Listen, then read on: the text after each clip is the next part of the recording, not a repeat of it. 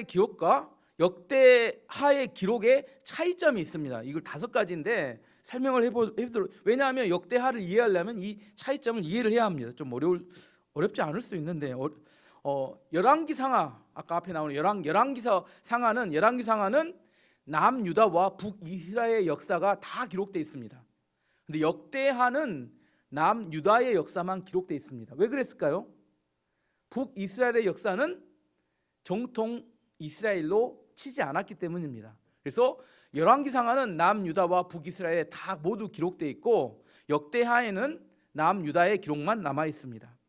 두 번째는 열왕기상하는 그 역사가 진행되는 중에 역사가들이 기록한 이렇게 성경이고 기록이고, 역대하는 바벨론 포로에서 돌아온 다음에 500년 후에 나중에 기록한 겁니다. 이해하시겠죠? 그래서 열왕기상하는 그 시대의 역사를 그대로 기록해 놓은 거고, 역대하는 나중에 500년 후에 기록했기 때문에 이 역대하의 기록에는 뭐가 붙냐면 코멘트로 평가가 붙어요. 그때는 어땠더라 이런 평가가 붙습니다. 그래서 하나님의 시각에 따라서 그 평가가 붙는 이야기가 나옵니다.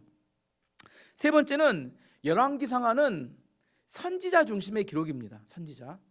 역대하는 제사장 중심의 기록입니다. 이게 뭔 차이가 있는지 설명을 해드려보면, 하나님께서 구약 성경에 기름을 부어 세웠던 세 종류의 직업이 있었어요. 첫 번째는 왕, 두 번째는 선지자, 세 번째는 제사장. 왕이 나라를 다스려요. 이제 다스리기 때문에 하나님의 쓰임 받는 사람이기 때문에 기름을 부었습니다. 그리고 제사장은 주로 어디서 사역했을까요? 여러분 이야기하지만 성전에서. 제사장은 성전에서 주로 뭔 일을 하냐면 짐승을 잡아서 태워 죽임을 통하여 속죄의 일을 하는 거하고 백성을 축복해 주는 두 가지를 했습니다. 그러면 선지자는 무슨 일을 했을까요? 선지자는 이렇게 성전에서 일한 게 아니라 제야, 지방 여러 이렇게 밖에서 일하는데 뭐 하냐면, 그때 당시에 지도자들이었던 왕, 재판관, 군인들, 그리고 제사장들, 이 사람들의 죄를 지정하는 일을 했어요. 그리고 하나님의 뜻이 무엇인지. 제사장은 성전에서, 이 사람은 공무원입니다. 공무원.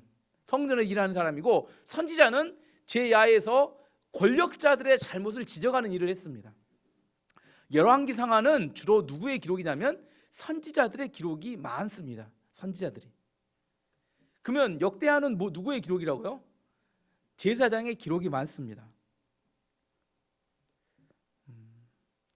또 다른 관점에서 이야기를 해보면, 열왕기상하는 이스라엘이 처음부터 이렇게 다윗, 솔로몬 잘 나가다가 점점 죄를 지으면서 멸망으로 끝나요. 그래서 열왕기상하는 무슨 기록이냐면 이스라엘이 멸망해가는 이야기를 통해서 왜 멸망했는지에 대한 이야기를 합니다. 왜 멸망했는지, 이스라엘이 왜 멸망했는지. 역대하는 이스라엘 멸망에서 돌아온 다음에 재건해야 되잖아요. 재건을 해야 되기 때문에 뭘 기록하냐면 어떻게 하면 이 나라를 다시 부흥시키고 재건할 수 있을 것인가에 대한 이야기를 합니다. 한 이야기는 왜 이 나라는 멸망했을까 이야기하는 게 열왕기상하. 이 나라가 멸망하려면 왜 멸망했을까요? 죄를 많이 지어서. 그래서 있는 죄 없는 죄를 다 까발려서 이야기합니다. 이스라엘 역사 중에. 근데 역대하는 죄를 이야기하는 게 중요하지 않아요. 이들은 뭐예요? 하나님의 축복과 은혜를 받는 게 중요해요. 그래서 다시 재건하기 때문에. 여기는 멸망에 대한 이야기가 나온다면, 멸망이 중심이라면 여기는 재건이 중심입니다. 선지자와 제사장의 차이를 좀 더 이야기를 해보면, 선지자들은 주로 어디서 활동을 하면 제야에서 사람들이 삶을 살고 있는 현장에서 일하는 사람이고, 제사장은 주로 성전에서 일하는 사람입니다. 여러분 이해를 돕기 위해서 이렇게 설명해 볼게요. 수건지에 있는 물을 여러분의 수도꼭지를 틀면 물이 나오게까지 하는 과정이 있습니다. 수도관을 통해 파이프로 오는데 집 안으로 들어오잖아요. 수원지부터 집 안에 들어오기 전까지가 이게 제사장이 하는 역할입니다. 그리고 집 안에서 수도꼭지를 틀면 물이 나오게 하는 게 선지자의 역할이에요. 다른 표현으로 뭐라고 이야기할 수 있냐면, 신앙생활 이렇게 하겠잖아요. 신앙이란 뭘 믿는가는 뿌리를 이야기합니다. 파이프가 수원지에서 집까지 오는 과정. 하지만 생활은 뭐예요? 우리 구체적인 삶의 현장에서 물이 나오게 하는 것을 이야기합니다. 무슨 말이냐면, 제사장이 가장 중요하게 생각하는 건 성전에서 예배를 드림을 통하여 제사를 드림을 통하여 우리가 죄 사함을 받고 하나님과 가까워지는 것, 하나님과 관계를 회복하는 것. 하나님과 관계를 회복해야 뭐가 와요? 하나님부터 축복이 부어지고 은혜가 부어집니다. 이게 뿌리예요. 하지만 이게 뿌리인데 구체적인 우리의 삶의 현장에서 그러면 우리가 정직하게 살고 거룩하게 살고 하나님의 뜻대로 살아가는 거, 이게 삶의 현장에 나타나는 겁니다. 이게 잘못하니까 우리 삶이 무너져가지고 우상을 숭배하니까 멸망을 해요. 멸망을 했던 이스라엘 백성들이 다시 회복하는 방법은 뭐냐면 이 삶을 고치는 게 아니에요. 하나님과의 관계를 회복하는 게 중요합니다. 관계를. 그래서 제사장의 역할이 중요합니다. 관계 회복에는 우리 안에 속죄의 제사가 지내져야 되고 하나님과 관계를 회복하는 게 중요합니다. 그래서 역대하의 가장 핵심의 내용은 뭐냐면 성전입니다. 성전은 우리의 죄를 속하는 거고 그 죄가 속해졌을 때 하나님으로부터 은혜와 축복이 다시 회복되기 때문입니다. 그래서 제사장 중심의 기록이 된 게 역대하고, 왜 이스라엘이 망했는가? 그들이 우상을 숭배하고 그들이 타락하고 그들이 백성들을 착취하고 이 현장에서의 그들의 죄악된 삶을 고발함을 통하여 그들이 왜 멸망할 수밖에 없었는가? 이게 열왕기 상하의 기록이라는 겁니다. 더 설명해봤자 머리가 아프니까 이 정도 설명하시고, 그러면 이제 역대하만 이야기할게요. 역대하에 그러면 초점이 뭐라고요? 이건 재건과 회복에 초점이 있는 것을 이해하셔야 합니다. 그래서 역대하상에서 가장 중요한 이야기는 성전 건축입니다. 역대상에서도 마찬가지고 역대상에 뭐예요? 다윗의 이야기하면서 다윗이 얼마나 성전 건축에 대한 열망이 있었는지 거기에 대한 기록이 많습니다. 그리고 역대하에서도 사실 역대하는 1장부터 36장까지인데 20명 이상의 왕의 기록이 나오는데 1장부터 9장까지가 9장이 36장 중에서 4분의 1, 25%가 솔로몬의 왕에 대한 이야기가 나와요. 왜 그럴까요? 성전을 건축하는 이야기가 나오니까 이해하시겠죠? 그 이후에 왕들에 대한 기록도 가장 중요한 게 뭐냐면 막 죄를 범하고 무너졌어요. 근데 무너졌을 때 어떻게 하나님께서 그들을 회복하셨는가? 그때 핵심이 뭐냐면 그들이 성전을 다시 재건축하고 이렇게 보수하고 성전을 회복시키고 절기로 회복시키고 하나님과의 관계를 회복했을 때 그들에게 축복과 은혜가 부어졌던 이야기들이 역대하에 계속 반복돼서 기록되고 있습니다. 지금 서론이기 때문에 오늘 사실 역대하의 이야기는 제일 중요한 이야기입니다. 서론을 지금 이야기하고 있어서 왜 지금 역대하가 어떤 관점에서 기록되고 있는지를 알아야 읽으시면서 지금 하나님이 뭘 하기를 원하시는구나를 깨달을 수 있습니다. 재건과 회복에 있어서 가장 중요한 게 뭐라고요? 하나님과의 관계 회복입니다. 그래서 속죄 예배를 드리는 성전의 역할이 매우 중요합니다. 우리 안에 정말 하나님과의 관계 회복되고 축복을 받고 우리의 인생이 다시 한번 부흥하기를 원한다면 하나님과의 관계가 회복되어야 합니다. 우리 안에 속죄의 은혜가 있어야 되고 우리 안에 하나님과의 관계 안에서 하나님과 친해져야 합니다. 지금 이런 관점에서 여러분이 역대하를 읽으시면 좋을 것 같아요. 내가 지금 하나님과 관계 깨졌다, 내가 부흥해야 되고 일어나야 되는데 잘 일어나기가 어렵다, 그러면 역대하를 읽으면서 어떻게 하나님께서 그 시대를 바꿔 나가시고 부흥하는지를 잘 보시면 여러분이 여기서 많은 지혜를 얻을 수 있습니다. 이제 본격적으로 오늘 본문을 설명해 보면, 오늘 본문 핵심이 오늘 제목을 이렇게 잡고 20대 젊은 솔로몬 왕 이렇게 잡으려다가 구체적인 내용을 보면 1,000번째 드리고 지혜를 구하는 내용이라서 했는데, 오늘 본문의 솔로몬 왕은 20대 때 이제 막 왕이 되었을 때의 솔로몬 왕의 모습을 그려주고 있습니다. 젊은 시절 솔로몬 왕은 정말 열정적인 왕이었어요.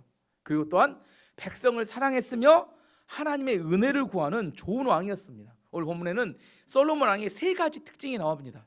첫 번째, 우리가 유명하게 잘 알고 있는 1,000번째의 예배자로서의 솔로몬 왕이 첫 번째 나옵니다. 2절 3절 보면 솔로몬이 이스라엘 백성의 지도자들, 즉 천부장, 백부장, 재판관, 이스라엘의 모든 지도자, 각 가문의 지도자들을 불렀습니다. 솔로몬은 모든 백성을 거느리고 기브온에 있는 산당으로 갔습니다. 그곳에는 여호와의 종 모세가 광야에서 만든 하나님의 회막이 있었습니다. 이스라엘 왕 20대 초반입니다. 20대 초반에 솔로몬이 왕이 됐어요. 왕이 되고 난 다음에 할 일이, 여러분 왕이 안 되보시니까 모르시겠지만 어떤 단체의 기관장이 된다는 것은 할 일이 엄청 많은 걸 이야기합니다. 첫 번째, 왕이 된 다음에 국가의 재정 상태를 파악해야 합니다. 돈을 어떻게 쓸지 생각해야 되니까. 두 번째, 정치인이기 때문에, 왕이기 때문에 그 예루살렘에 있는 정치인들, 옛날 아버지와 함께 했던 정치인들의 정치 구조를 파괴해야 합니다. 왜냐하면 그 사람들이 쿠데타를 일으킬 수 있으니까. 세 번째, 지방에 가면 지방에 토세력들이 있어요. 지방 영주 같은 그런 사람들과의 우호적인 관계를 만들어야 합니다. 네 번째는 그 이웃 국가들의 외교관들과 함께 좋은 외교 정책을 펼 수 있는 관계를 형성해야 돼요. 더더욱 중요한 것은 군대입니다. 군대는 요즘 미얀마 보면 군대가 쿠데타를 일으키잖아요. 군대를 장악하는 게 20대 초반의 왕으로서 매우 중요한, 이외에도 훨씬 중요한 일들이 많습니다. 왕이 된다는 것은 정말 머리가 아프고 힘든 일입니다. 근데 이런 상황에서 솔로몬이 가장 먼저 했던 건 뭐냐면 모든 이스라엘의 지도자들을 데리고 기브온 산당으로 갔어요. 왜냐하면 하나님께 예배 드리기 위해서 갔습니다. 왜? 그리고 그곳에서 뭐 합니까? 그곳에서 제사를 지냈는데 우리가 유명한 그 일천번제라고 하는 그 1000마리의 짐승으로 하나님께 번제를 드리는 예배를 드립니다. 6절에 보면 솔로몬은 요 앞 곧 회막 앞에 있는 놋제단으로 올라갔습니다. 솔로몬은 1000마리 짐승을 그 제단에서 번제로 드렸습니다. 여기서 한 가지만 짚고 넘어가면 1000번제가 뭐냐? 우리 한국 교회는 1000번제에 대한 약간 오해가 있습니다. 둘 중에 하나인데, 한 마리씩 드린 것을 1000일 드렸다, 1000일을 드렸다, 아니면 하루에 1000마리를 잡았다. 뭐가 맞아요? 원래 원문은 하루에 1000마리 잡은 겁니다. 근데 우리나라에서는 어떻게 적용했어요? 새벽기도 1000이라는 것을 1000번제, 새벽기도뿐만 아니라 1000번의 예배를 드린 것을 1000번제로 했는데 뭐 그렇게 해도 뭐 저는 나쁘다고 생각지 않습니다. 어차피 1000마리 잡는 건 똑같잖아요. 뭐 이렇게 잡나 저렇게 잡나 뭐 1000마리는 똑같은데, 근데 원래 원문의 의미는 알고 우리가 적용을 해야 되니까 원문의 의미는 하루에 1000마리를 잡은 것을 1000번제, 한자로 보면 이릅니다. 1000번제냐 1000번 제냐, 이 차이입니다. 아버지 가방에 들어가셨냐, 아버지가 방에 들어가셨냐, 그런 이야기인데, 우리나라는 1000번을 제사 지냈다 이렇게 생각해서 1000번 제 이렇게 해석하는 사람이 있는데, 원래는 1000 번제입니다. 이 burning offering이라고 영어로 보면 태워서 드린다고 해서 번제인데 1000번 제 이렇게 해가지고 잘못 해석한 겁니다. 아버지가 가방에 들어가신 겁니다. 이게 잘못 해석하면 이렇게 됩니다. 분명히 하루에 1000마리 잡은 겁니다. 또 어디 가서 1000마리 하루에 한 마리씩 잡아서 1000번 드린 게 1000번제다 우기시면 곤란합니다. 적용은 그렇게 가능합니다. 난 나쁜 거라고 생각지는 않지만 또 우리가 분명히 또 알 건 또 알아야 되니까 드리는 말씀입니다. 중요한 것은 1000마리의 짐승을 잡아서 하나님께 드릴 만큼 그의 마음은 간절했다는 겁니다. 그가 첫 번째로 가장 우선을 하나님의 예배에 마음을 두었다는 겁니다. 그럼 과연 1000번제의 원조는 누구냐? 원조가 누구예요? 다윗이었습니다. 솔로몬 아닙니다. 1000마리, 지난주에 이야기했습니다. 역대상 29장 21절에 이튿날 백성이 여호와께 제사를 드렸습니다. 그들은 태워드리는 제물인 번제물을 바쳤습니다. 숫소 1000마리와 순양 1000마리와 어린 암양 1000마리를 바치고 부어드리는 제물인 전제물도 바쳤습니다. 모든 이스라엘 백성을 위해 제물을 많이 바쳤습니다. 누가요? 아버지가 1000마리, 세계 3000마리를 드리는 제사를 지낸 걸 누가 봤어요? 솔로몬이. 그때가 어떤 제사냐면 솔로몬이 왕위로 위임받는 그날 다윗이 3000마리를 들여서 하나님께 예배드리는 광경이 나타났습니다. 그래서 솔로몬이 아버지 보니까 몇 마리 드려야겠다, 1000마리쯤은 드려야겠다, 이렇게 해서 1000번제가 된 겁니다. 그래서 1000번제 원조는 솔로몬이 아니라 원래는 다윗입니다. 이게 무슨 의미일까요? 1000마리의 제사를 지냈다는 이야기가. 왕이 됐어요. 본인이 이스라엘 왕, 젊은 왕이었지만 그의 마음 가운데 이스라엘의 진짜 왕은 누구인가에 대한 정확한 믿음의 고백을 한 겁니다. 많은 방백들과 많은 이렇게 지도자들 앞에 내 안에 가장 중요한 것은 하나님께 예배 드리는 것이다고 인정하는 고백이 1000번째의 고백입니다. 이스라엘의 진정 왕은 하나님이시다 라는 믿음의 고백입니다.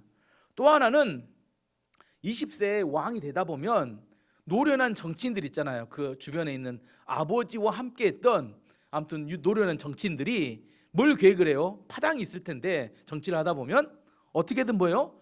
자신들의 이익을 위해서는 왕을 길들여야 합니다. 아닌가요? 실제 왕이 안 돼봐서 잘 모르실까요? 실제로 왕을 길들여야 합니다. 이런 상황에서 모든 지도자들을 데리고 기브온 산당으로 올라가서 1,000번제를 드렸다는 것은 이런 고백입니다. 나는 사람에게 길들여지는 걸 원하지 않고 하나님께 길들여지기를 원합니다. 이런 고백과 똑같다는 겁니다. 내 중심은 하나님이 있고 하나님이 중심이고 하나님 모든 것의 기준이라는 사실에 대해서 솔로몬이 그런 믿음의 고백으로 이 1,000번제를 그가 왕이 된 첫 번째로 하나님께 드렸습니다. 그래서 젊은 시절 솔로몬의 첫 번째 특징은 하나님께 열정적으로 예배드리는 사람이었다는 겁니다. 두 번째는 지혜를 구하는 기도자였습니다. 솔로몬이 왕이 되어서 하나님께 이런 1,000번제를 드리자 하나님이 매우 기뻐하셨습니다. 그래서 1,000번제를 드렸던 그날 밤에 하나님이 솔로몬을 찾아오셨습니다. 7절 말씀 보면 그날 밤에 1,000번제 드렸던 그날 밤에 하나님께 솔로몬에게 나타나 말씀하셨습니다. 솔로몬아, 무엇이든지 내가 원하는 것을 구하여라, 이렇게 말씀하셨어요. 누가 놀랬을까요? 솔로몬이 깜짝 놀랐습니다. 왜 놀랐을까요? 왜 놀랐냐면 자기는 그동안 하나님에 대한 이야기를 누구를 통해서만 들었어요? 아버지 다윗을 통해서만 들었어요. 하나님 살아계셔. 하나님은 이렇게 아버지 다윗 가운데 이렇게 역사하셨어. 하나님은 놀라운 기적도 베푸시고 구원도 베푸신 분이야. 하나님 나를 이렇게 성공시킨 분이야. 이런 이야기를 계속 아버지한테 들었는데 본인 한 번도 만나보질 않았어요. 근데 왕이 돼서 1,000번제를 드렸는데 그날 밤에 하나님이 자기를 찾아오신 거야. 깜짝 놀랐습니다. 아버지의 말을 통해 간접적으로 하나님은 이런 분이실 거야 이렇게 막연한 생각을 했는데 놀랍게도 그날 하나님을 만날 수 있는 기회가 있었어요. 왜 하나님께서 솔로몬을 직접 찾아오셨을까? 그에게 있어서 특별한 종교적인, 특별한 개인적인 체험이 필요했기 때문입니다. 우리도 마찬가지입니다. 성경을 통해서 다른 사람의 간증을 통해서 하나님에 대해서 알 수도 있고 믿을 수도 있습니다. 하지만 정말 하나님께서 그 사람을 통하여 놀랍고 하나님만이 하실 수 있는 사명을 감당케 하기 위해서는 특별한 체험이 필요합니다. 누구나 필요한 건 아니에요. 하지만 그 사명을 감당해가는 동안 수없이 많은 고난과 어려움과 역경이 그 사명 가운데 가는 과정 가운데 못 가게 막기 때문에 그럼에도 불구하고 흔들리지 않기 위해서 우리 안에 개인적인 특별한 하나님의 체험이 필요합니다. 야곱이 어려서부터 아버지 이삭으로부터 하나님에 대해서 들어왔습니다. 그 아버지가 뭐라고 해요? 우리 아버지의 하나님, 아브라함의 하나님에 대한 이야기를 했어요. 그래서 맨 아브라함의 하나님, 그 다음에 자기가 만난 이삭의 하나님에 대해서 이야기를 야곱에게 들려줬습니다. 자기가 직접 하나님 만나본 것은 한 번도 없었어요. 야곱이 생각하기를 이런 생각을 했습니다. 하나님은 누구와 함께 계셔? 하나님은 아버지와 함께 계셔.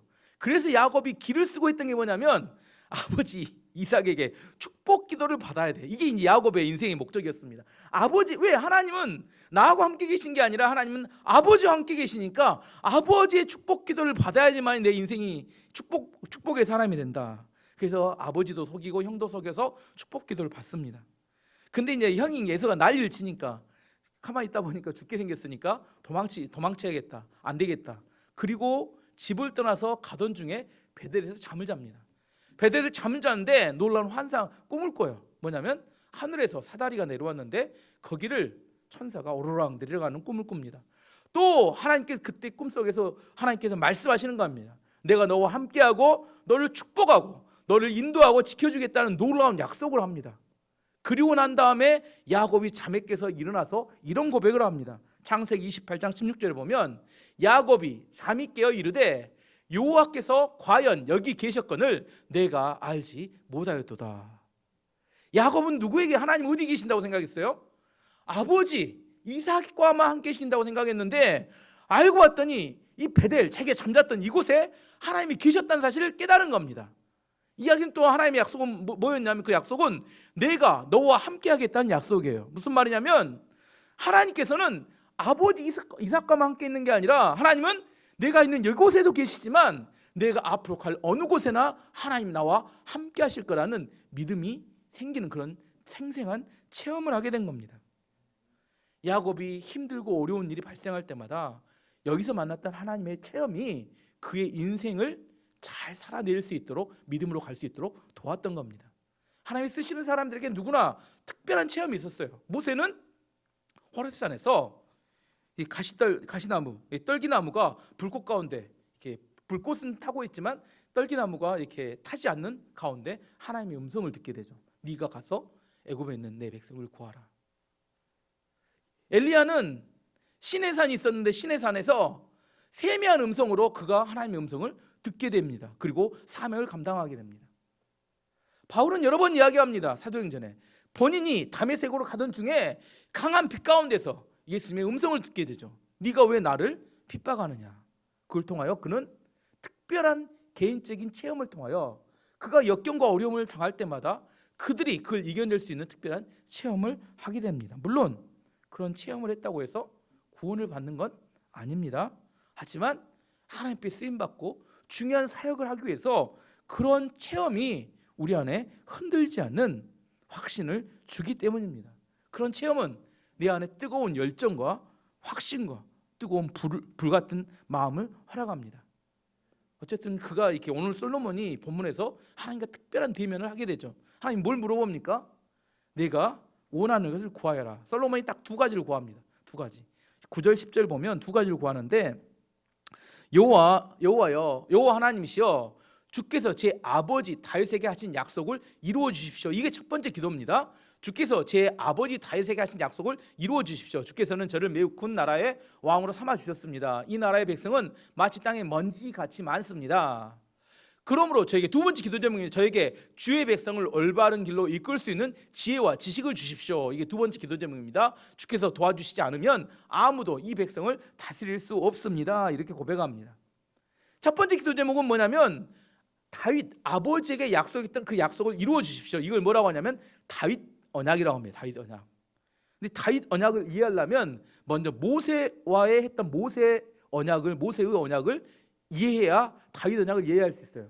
모세는 이스라엘 백성들이 출애굽에서 나와서 시내산에서 모세가 이 산꼭대기로 올라가죠. 시내산으로 올라가서 뭘 받아요? 돌판, 10계명을 받고 내려와서 했던 이런 언약, 모세의 언약은 이런 겁니다. 너희가 이 10계명의 말씀을 지키면 나는 너희의 하나님 되고 너희는 내 백성이 되리라. 이게 모세의 언약이에요. 이 10계명의 말씀을 지키면 나는 너희의 하나님이 되고 너는 내 백성이 되리라 해서 내가 너희를 축복하고 너희를 보호하고 지키겠다. 이 언약이 모세의 언약입니다. 근데 이스라엘 백성들이 그걸 잘 지켰느냐? 그러지 못했어요. 사사기의 그 긴 기간 동안에 그들은 말씀 어기고 이 이방 민족에 공격당하고 그래서 모세의 언약이 무너졌습니다. 다시 다윗을 통하여 새로운 왕국이 건설되었고 이제 다윗과 하나님과의 언약을 맺는 이야기가 나옵니다. 다윗 언약이라고 이야기하죠. 다윗 언약. 다윗 언약은 읽지 않겠습니다. 역대상 17장 4절에서 14절까지 내용은 두 가지입니다. 전에 설교할 때 있었는데 내용이 두 가지는 뭐냐면 내 아들이 너를 이어서 이스라엘 왕이 되고 그가 성전을 지을 것이다. 두 번째는 그와 그의 후손이 대대손손이 이 나라의 왕이 될 것이다. 이게 다윗 언약이에요. 솔로몬도 그 다윗 언약에 대한 이야기를 하나님께 들었던 아버지가 했던 이야기를 계속 들었던 것 같아요. 그래서 네가 뭘 구하느냐 했더니 대뜸 하는 이야기가 아버지와 약속했던 약속 하나님 그거 꼭 이루어 주셔야 합니다. 저뿐만 아니라 대대손손인 거예요. 우리 자식들이 이 나라의 왕이 될 수 있기를 원합니다. 이게 다윗 언약인데 다윗 언약의 좀 더 구체적인 의미를 설명해야 이걸 이해할 수 있습니다. 다윗 언약이란 모세 언약과 차이점이 뭐냐면 모세 언약은 이스라엘 전 백성이 10계명을 지키면 하나님 축복과 은혜가 있는 건데 다윗 언약은 뭐냐면 이스라엘 전 백성이 아니에요. 왕입니다. 왕. 다윗 후손인 왕 한 명이 하나님께 순종하고 하나님께 복종하면 전 이스라엘이 복을 받을 것이고 왕이 타락해서 우상 숭배하면 전 이스라엘이 저주를 받을 것이다. 심판받을 것이다. 이게 다윗 언약의 핵심입니다. 이 대표성입니다. 이게 여러 역대하를 읽어보면 이게 계속 반복됩니다. 왕이 순종하면 이스라엘 이유가 상관없어요. 모든 이스라엘이 축복을 받고 왕이 타락하면 모든 이스라엘이 저주를 받습니다. 이해가 되시죠? 이게 대표성의 원리인데 궁극에 가서 뭐까지 이어져요? 예수님까지 이어집니다.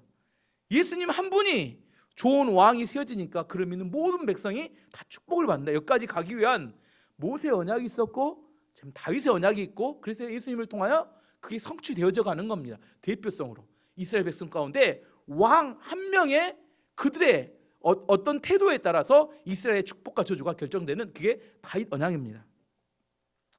솔로몬이 첫 번째 기도 제목으로 하나님 다윗 언약을 성취해 주십시오 이렇게 기도했습니다. 두 번째는 뭐냐면 두 번째는 우리가 잘 아는 거죠. 하나님께서 뭘 해주기를 원하냐 했더니 백성을 잘 인도하고 이끌 수 있는 지혜와 지식을 주십시오 이렇게 이야기했어요.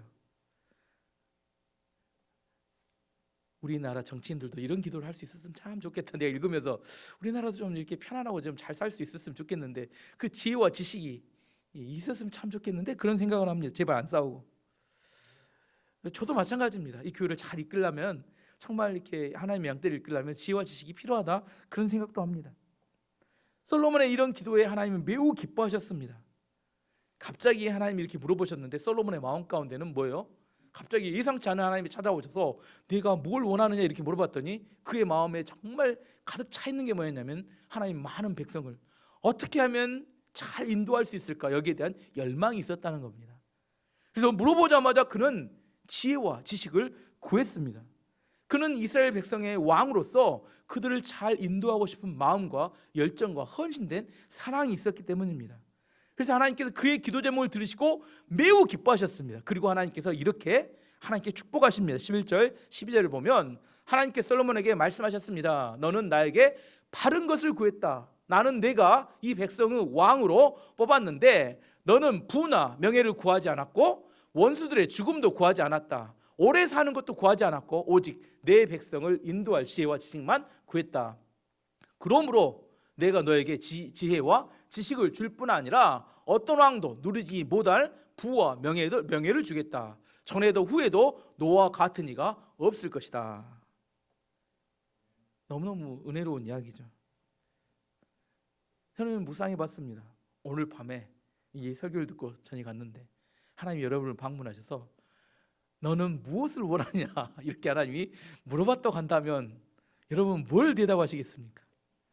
지혜? 이게 금도끼입니까? 하나님이 산실력일까요? 금도끼를 원하느냐 은도끼를 원하느냐 쇠도끼를 원하느냐 쇠도끼를 원합니다. 그러면 은도끼와 금도끼와 함께 주겠다. 우리의 기도는 정답 찾는 건 아닙니다. 이건 처세수시라고 합니다. 우리가 봐서 우리가 지혜를 구하면 우리의 마음은 부와 명예가 있는데 장수가 있는데 그걸 주겠다. 이런 이야기를 하는 게 아닙니다. 솔로몬의 마음 가운데는 정말 그 젊은 시절의 솔로몬의 마음 가운데는 하나님의 백성을 정말 잘 인도하고 싶은 사명에 충실하고 사명이 헌신되었던 그의 마음을 하나님께 고백한 것이었습니다. 하나님이 그의 마음을 들으시고 하나님께서 그 나머지까지도 그 마음이 너무 이뻐서 그 나머지까지도 다 채워주겠다 이렇게 말씀하신 겁니다. 이게 마태복음 6장 33절의 말씀과 동일한 이야기입니다. 마태복음 6장 33절 그런즉 너희는 먼저 그의 나라와 그의 의를 구하라. 그리하면 이 모든 것을 너희에게 더하시리라. 정말 맡겨진 사명과 사역에 우리 안에 최우선순위에 둘 때 하나님께서 우리의 필요를 채우십니다. 솔로몬은 이런 마음이 있었다는 겁니다. 하나님께 주셨던 자기 맡기신 양떼에 대해서 정말 헌신된 마음과 그 사명을 감당함을 통하여 하나님께 영광 돌리고자 하는 마음이 있었기 때문에 내가 뭘 원하느냐 그 기도 제목을 들어보면 그 사람의 마음을 알 수 있습니다. 솔로몬은 이런 바른 기도를 할 수 있는 그런 열정과 그런 사명에 불타고 있었던 기도자였다는 겁니다. 마지막 세 번째 특징은 뭐냐면 솔로몬은 그래서 엄청난 축복을 누렸다고 성경은 이야기합니다. 15절에 보면 솔로몬은 예루살렘에 은과 금이 많아 모아두었습니다. 많이 모아두었습니다. 은과 금이 어찌나 많은지 마치 돌처럼 흔했습니다. 그리고 백향목도 모았는데 백향목은 서쪽 경사지에 자라는 돌 무화과처럼 흔했습니다. 그때 시대에 얼마나 많은 은금이 돌처럼 흔했다고 이야기하고 백향목은 이스라엘에 나지 않고 저 이렇게 위쪽 두로 시돈에 나는데 그 두로 시돈에 나는 백향목이 얼마나 많았는지 그 흔해 빠진 돌 무화과보다처럼 흔하게 많았다고 이야기합니다. 그 시대가 너무나 풍성하고 풍족하게 흘러넘치는 그런 시대였어요. 여러분도 우리 교회도 그렇게 되기를 원합니다. 아멘 안 하시면 어쩔 수 없고. 왜 하나님께서 그 시대를 그렇게 풍족하게 만들어 주셨을까요? 사실 여기까지 생각해봐야 답을 찾을 수 있습니다. 왜 그랬을까요? 왜 하나님께서 그 시대에 그렇게 많은 풍족함과 풍성함을 주셨을까? 성전 건축하라고 하나님이 약속하셨습니다. 네가 성전을 건축하는 동안 외국의 적들이 침입하는 것을 내가 다 막아줄 것이고 너희가 부족하지 않도록 하나님 지켜주겠다는 약속이 있었기 때문입니다. 이유가 뭐라고요? 성전 건축을 위해서 방해되는 모든 것을 다 차단해 준 겁니다. 하나님 앞에 사명을 감당하라고 그렇게 많은 축복을 부어줬다, 이렇게 이야기하는 게 맞습니다. 여기까지 세 가지가 솔로몬이 20대 청년의 시절에 왕이었을 때 하나님 주셨던 축복입니다. 첫 번째는 뭐예요?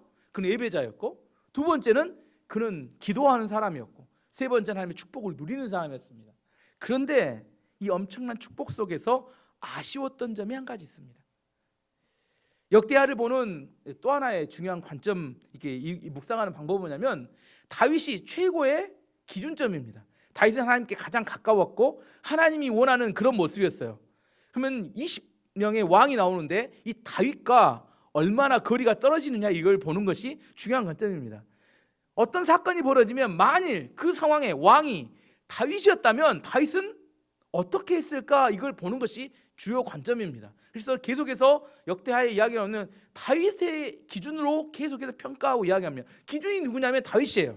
다윗이 기준이고 다윗을 기준으로 해서 계속 평가가 이루어집니다. 만약 이렇게 많은 풍족한 은혜와 축복이 있는 상황에서 다윗이 왕이었다면 어떻게 했을까, 이걸 묵상해 보는 게 필요합니다. 솔로몬은 무난한 왕이었습니다. 하나님께 축복을 받은 왕이었어요. 그는 잘했습니다. 그럼에도 불구하고 아쉬운 점들이 있고 살짝살짝 그의 욕망이 드러나는 게 보였습니다. 16절 말씀 보면, 16절 17절 보면 솔로몬은 또 이집트와 길리기아에서 말을 수입했는데 솔로몬의 무역업자들이 길리기아에서 말을 사서 이스라엘로 가져왔습니다.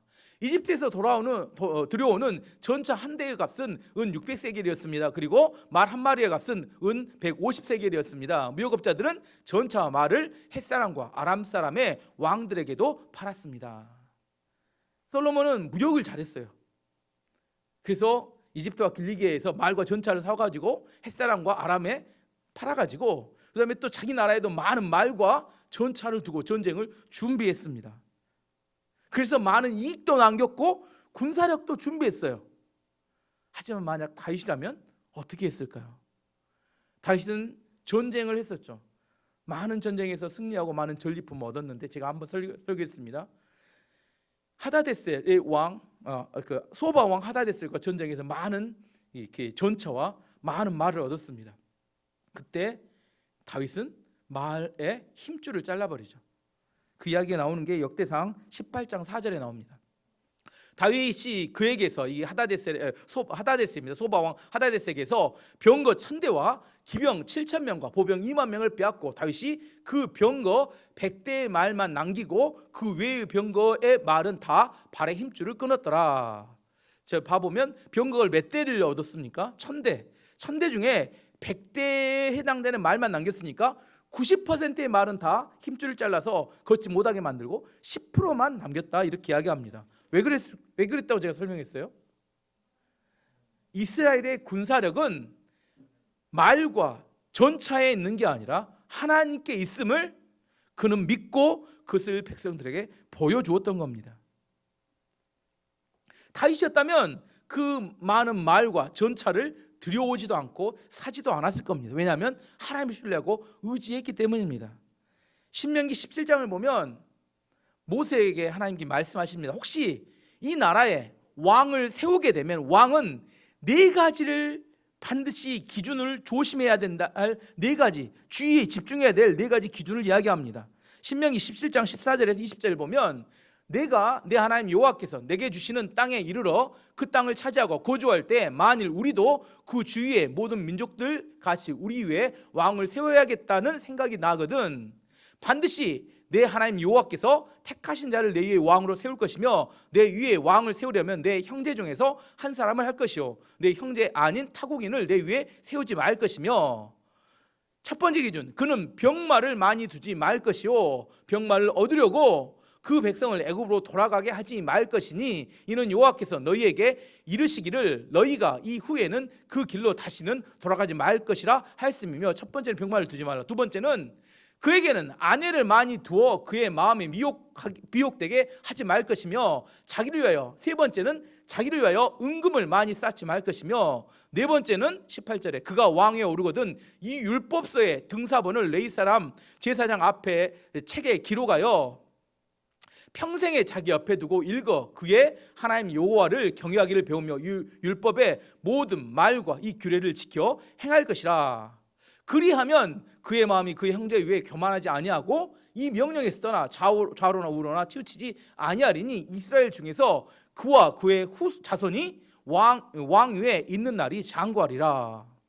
왕이 되었을 때 어떻게 하면 대대손손이 왕을 할 수 있는지 기준을 이야기해 줍니다. 네 가지가 기준인데, 첫 번째는 병마, 말과 전차를 많이 두지 말고, 두 번째는 아내를 많이 두지 말고, 세 번째는 은금을 많이 쌓지 말고 자기를 위해서, 네 번째는 하나님의 말씀을 가까이 두고 읽고, 그 다음에 그 하나님의 경외하는 법을 배우고 그 말씀과 규례를 지켜야 된다. 이게 왕이 해야 될 네 가지. 500년 전에 솔로몬이 세워지기 전, 왕이 되기 전 500년 전에 모세를 통해서 이스라엘이 줬던 하나님의 말씀과 언약이었습니다.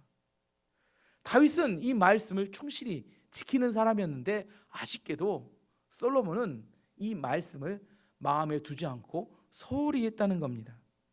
솔로몬은 병마도 많이 뒀죠. 아내도 최고 많이 뒀죠. 1000명이나 뒀으니까. 부럽습니까?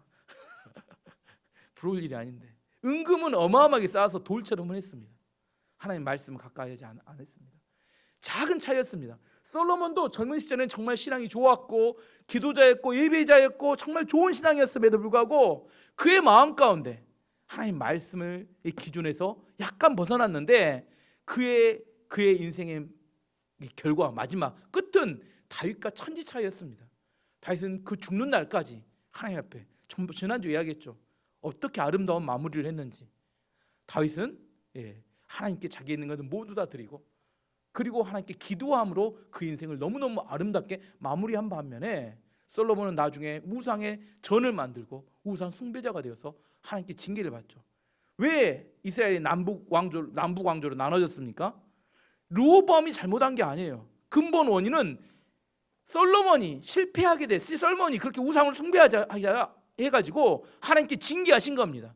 내가 너 때까지만 내가 이렇게 나라를 온전하게 유지하지만 그 후에는 나누겠다고 하나님께서 그렇게 이미 솔로몬 때 이야기를 하셨어요. 르호보암 때 나누어진 것은 결과일 뿐입니다.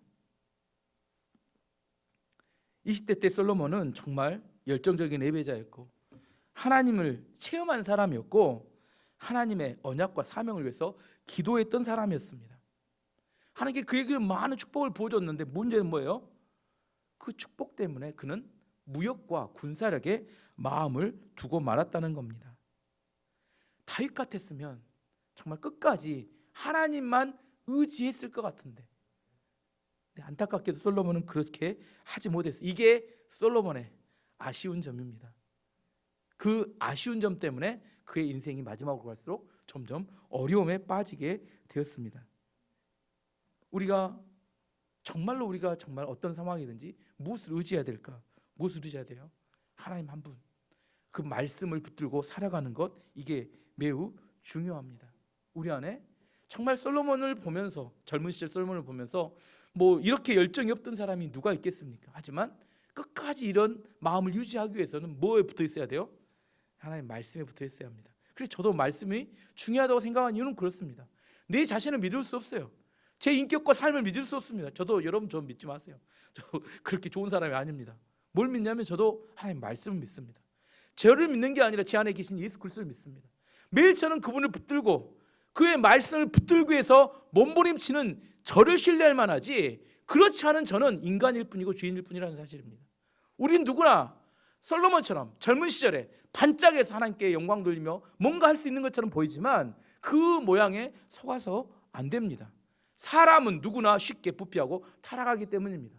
솔로몬과 다윗은 처음에 시작할 때는 작은 차이였지만 그게 인생의 결과로는 엄청난 차이를 만들어냈습니다. 말씀의 결론은 뭐냐면 솔로몬은 참된 예배자였습니다. 우선순위를 그 인생 앞에 하나님이 첫 번째 우선순위를 둘 수 있는 사람이었습니다. 두 번째, 그는 사명과 그 사역을 위해서 기도하는 사람이었습니다. 하지만 끝까지 하나님 말씀 붙들지 못하므로 그는 성공에 취해서 나중에 타락하게 됩니다. 우리는 정말 예수 그리스도가 우리의 왕 되시고 내가 죽고 예수가 왕이 되는 그런 믿음의 삶, 그리고 하나님 말씀만을 붙들고 하나님을 붙들고 승리하는 그런 믿음의 교회와 성도가 되시기를 축원합니다.